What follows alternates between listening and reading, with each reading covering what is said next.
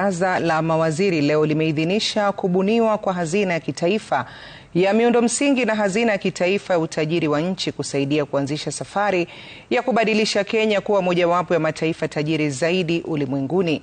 Kupitia kwa taarifa kutoka Ikulu ya Rais, baraza la mawaziri pia limeratibu kwamba hazina ya miundo msingi itabuniwa kama kampuni binafsi itakayosaidia kuboresha barabara, mabwawa na miundo msingi humu nchini.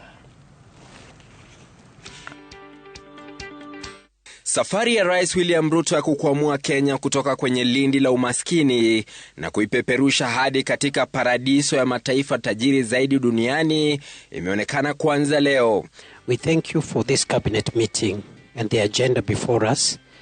We pray for our country. Baraza la mawaziri likiidhinisha mifuko miwili ya hazina ya kitaifa ya miundo msingi na hazina ya kitaifa ya utajiri wa nchi zitakazosaidia kufanikisha safari hiyo na kuzuia ukopaji wa fedha za nje. Kulingana na taarifa ya Ikulu jioni ya Jumatatu, hazina ya miundo msingi itasimamiwa kama kampuni ya kibinafsi, bodi mpya ya usimamizi ikitarajiwa kubuniwa hivi karibuni. Hazina hiyo pia itasimamia ubinafsishaji na kuuzwa kwa mashirika ya serikali yanayoleta hasara ili kusaidia kukusanya shilingi trilioni 5 inayohitajika kwa mradi huo. Hii nchi hii lazima ibadilike by all means possible. Nyinyi mnanielewa?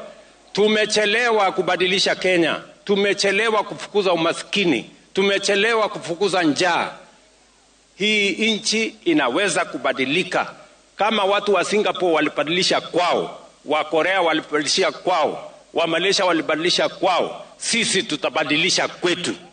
Baraza hilo pia liliidhinisha kuanzishwa kwa hazina ya utajiri wa nchi itakayotumika kukusanya fedha kutoka kwa mali asili ya nchi kama vile madini na mafuta ghafi ya petroli. Tayari serikali inalenga kuchimba dhahabu kutoka eneo la magharibi ya Kenya na madini mengine adhimu kufanikisha maendeleo ya nchi. It is time to step up from the bottom up, charging forward full steam to economic freedom and taking Kenya to a first world economy. Kitakachofuata sasa ni kuanza kwa miradi itakayofadhiliwa na hazina hizo, mojawapo ikiwa ujenzi wa reli ya SGR kutoka Naivasha hadi Malaba na kupanuliwa kwa baadhi ya barabara kuu nchini. Emmanuel Toro, runinga ya Citizen, Nairobi. Kwingineko